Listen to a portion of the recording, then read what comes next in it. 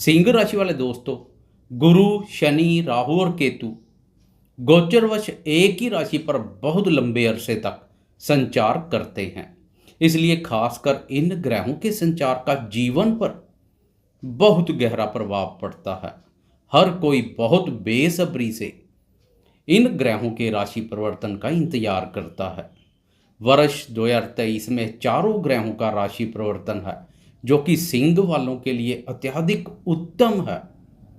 गुरु और शनि का राशि परिवर्तन हो चुका है, लेकिन राहु केतु का राशि परिवर्तन अभी बाकी है।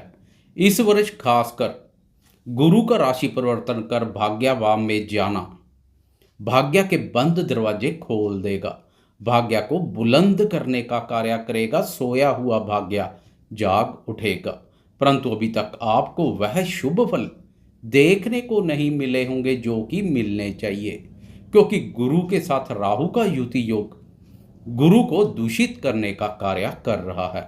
इसे गुरु चंडाल योग के नाम से भी जाना जाता है। चालाक, चतुर, मायावी, शरारती और षड्यंत्रकारी राहु के साथ गुरु के आने से राहु की शरारतें और षड्यंत्र अधिक बढ़ जाते हैं।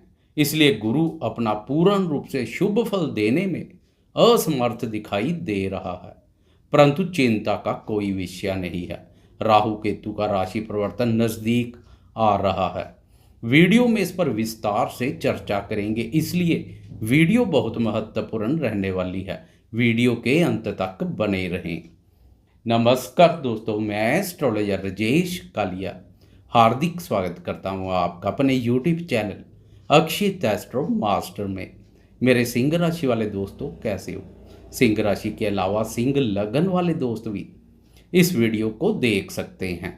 दोस्तों, राहु केतु एक ही राशि पर 18 महीने लगभग 1.5 वर्ष तक संचार करते हैं। अब 30 अक्टूबर को राहु केतु का राशि परिवर्तन है। 30 अक्टूबर से पहले पिछले 1.5 वर्ष पर एक नज़र डाले तो राहु का नवम भाव पर संचार काफी नकारात्मक ऊर्जा पैदा कर रहा है। केतु से भी कहीं अधिक राहु की स्थिति नकारात्मक बनी हुई है।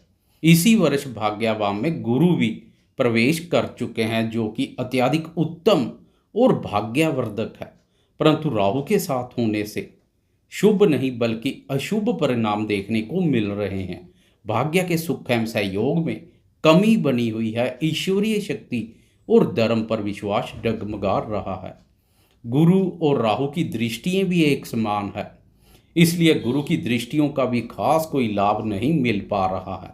जहां पर गुरु की दृष्टि पड़ रही है, वहां पर राहु की दृष्टि सब कुछ गुड़ गोबर कर रही है। भाग्य भाव से दोनों की प्रथम भाव अर्थात आपकी राशि, पराक्रम भाव और संतान भाव पर दृष्टि पड़ रही है। राशि पर राहु की दृष्टि विचारों में नकारात्मक ऊर्जा पैदा कर रही है। इसके अलावा संतान क्षेत्र से संबंधित चिंता, परेशानी भी तनाव का कारण बनी हुई है। विद्यार्थियों, प्रेमियों और निवेश कार्यों से जुड़े दोस्तों को भी बहुत प्रभावित कर रही है।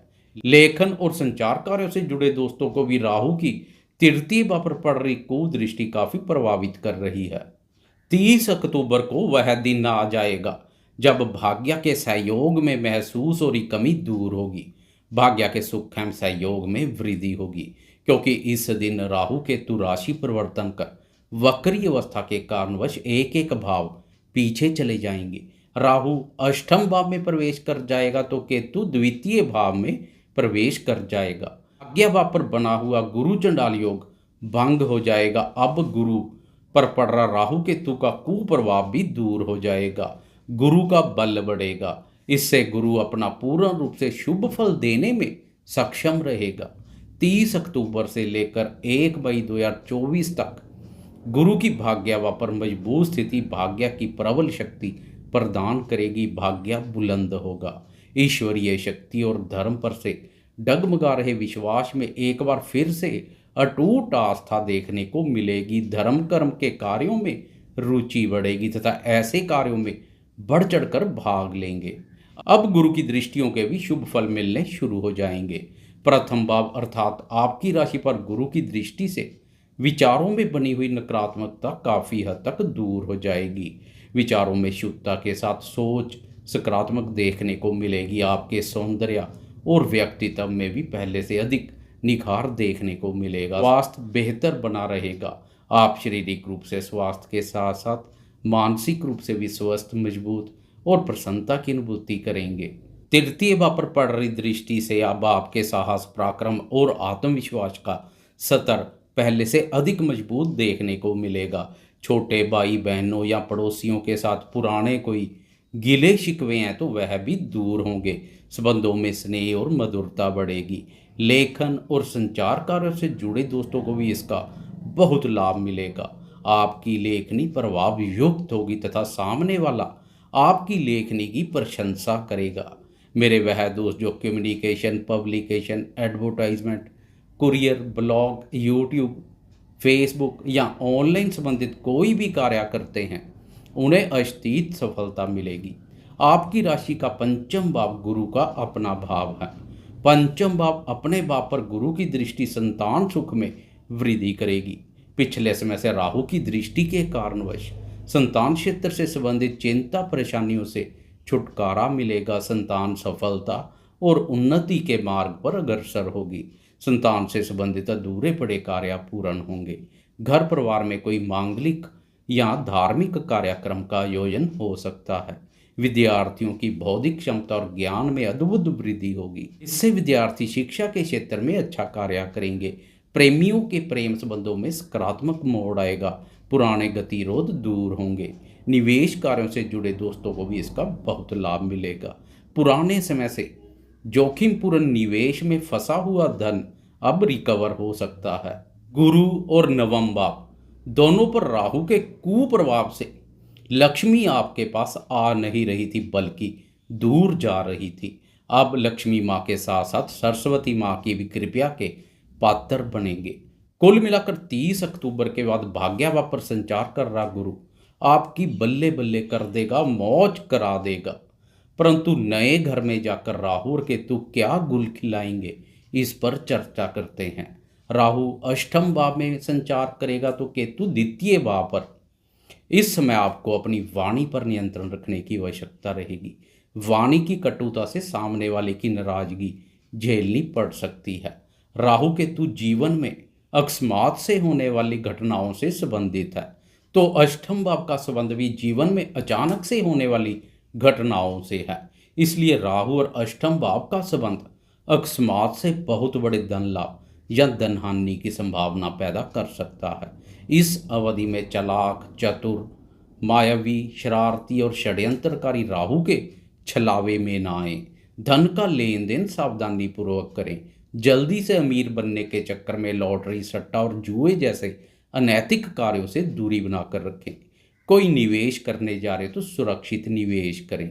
ससुराल पक्ष के साथ संबंधों में स्नेह और मधुरता में कोई कमी ना करें। व्यर्थ के लड़ाई झगड़े और वाद विवाद में भी अपना पांव ना फंसाएं, दूरी बनाकर रखें।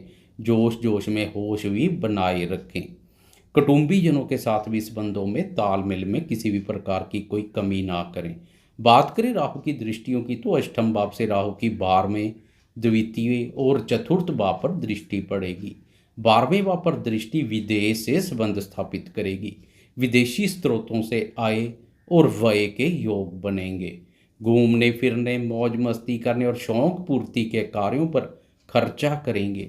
दीपावली के समय राहु की यह दृष्टि लग्जरी गैजेट, महंगे फोन, वाहन और अन्य सुख साधनों पर भी खर्चा करवा सकती है। फालतू के खर्चों पर लगाम लगाने की आवश्यकता रहेगी। द्वितीय भाव पर दृष्टि के फलस्वरूप वाणी का सोच विचार कर प्रयोग करें। मांस और मदिरा के शौकीनों के खर्चे में वृद्धि हो सकती है। वाणी के साथ साथ जुबान के चस्के पर भी लगाम लगाने की आवश्यकता रहेगी। धन का लेन देन सावधानी पूर्वक करें। इस अवधि में धन का मैनेजमेंट करके चलें, नहीं तो गुरु आपके खजाने को भरने का कार्य करेगा तो राहु और केतु खजाने में सेंध लगाने का कार्य कर सकते हैं। अपनी इच्छाओं, भावनाओं और विचारों को सकारात्मक दिशा प्रदान करें। चतुर्थ भाव पर राहु की दृष्टि के प्रभाव माता जी के सुख, स्नेह, सहयोग, स्वास्थ्य और स्वभाव पर विपरीत प्रभाव डाल सकता है। इस अवधि में माता जी के स्वास्थ्य की अनदेखी ना करें। उनके स्वास्थ्य के प्रति जागरूक रहें तथा स्वास्थ्य की नियमित रूप से जांच पड़ताल करवाते रहें। भूमि भवन और वाहन संबंधित कोई क्रय विक्रय करने जा रहे हैं तो दस्तावेजों की अच्छी तरह जांच परख कर ही कोई कदम आगे बढ़ाएं। इस अवधि में घर की रेनोवेशन या मुरम्मत पर भी खर्चा करने के योग बनेंगे। खासकर भीड़ भाड़ वाली जगह पर वाहन सावधानी पूर्वक चलाएं, नहीं तो जनता की नाराजगी के भी पात्र बन सकते हैं। परंतु चिंता का कोई विषय नहीं है। राहु केतु के प्रभाव से कोई मुश्किल हालात पैदा होते हैं तो गुरु की भाग्यवा पर मजबूत स्थिति से भाग्य की प्रबलता उन हालातों से सरलता से बाहर ले आएगी। गुरु का नवम भाव पर संचार दिव्य शक्ति प्रदान करेगा। गुरु के और अधिक बेहतर परिणाम देखने के लिए घर के बड़े बुजुर्गों और साधु संतों की सेवा कर उनका आशीर्वाद लें। तो राहु के कुप्रभाव को दूर करने के लिए कौड़ी, भिखारी और कबूतरों की सेवा करें तो राहु की भी प्रसन्नता के पात्र बनेंगे। आपको यह वीडियो कैसी लगी कृपया लाइक, शेयर, कमेंट्स और सब्सक्राइब करना ना भूलें। धन्यवाद।